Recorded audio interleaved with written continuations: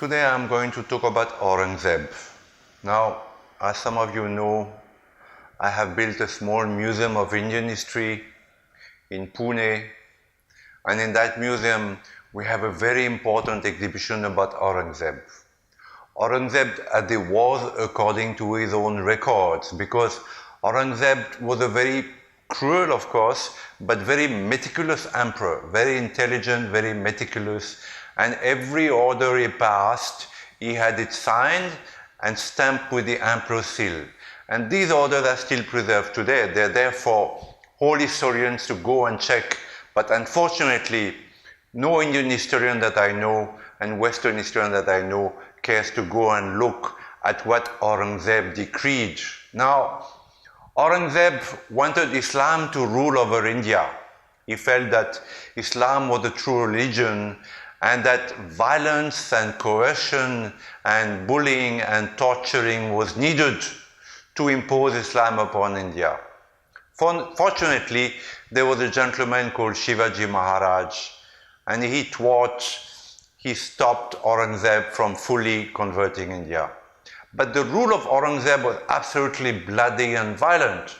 In the name of Allah, he had Hindus tortured, he had temples destroyed, he had the jizya tax, which was a very humiliating tax imposed upon Hindus.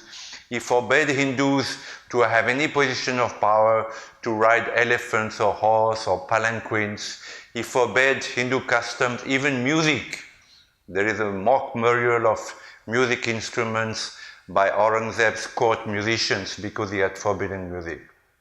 Now what we see today in India with CAB is a return of that wish for Aurangzeb to come back, for the whole of India to become Muslim, because it's not about the Citizen Amendment Act, it's about Allahu Akbar, it's about the reign of Allah. We see that all these protesters, whether they are students in the Jamia University or whether they are ordinary workers in the streets, when they burn trains, when they destroy buses, when they throw stones on people in Kashmir or in India, their chant is Allahu Akbar. The reign of Allah must happen in India.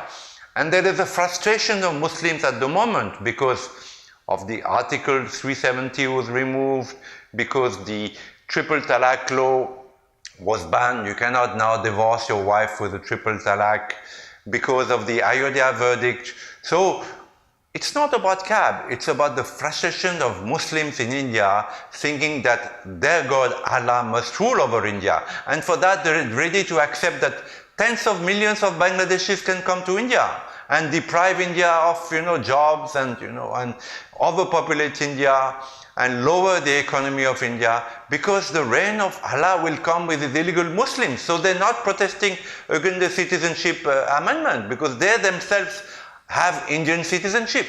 Most of the Muslims who are protesting, they are Indian citizens. They have every right, like every Indian, to vote and to put out the government if they don't like the BJP. Anyway, they vote against the BJP, but it is their democratic right.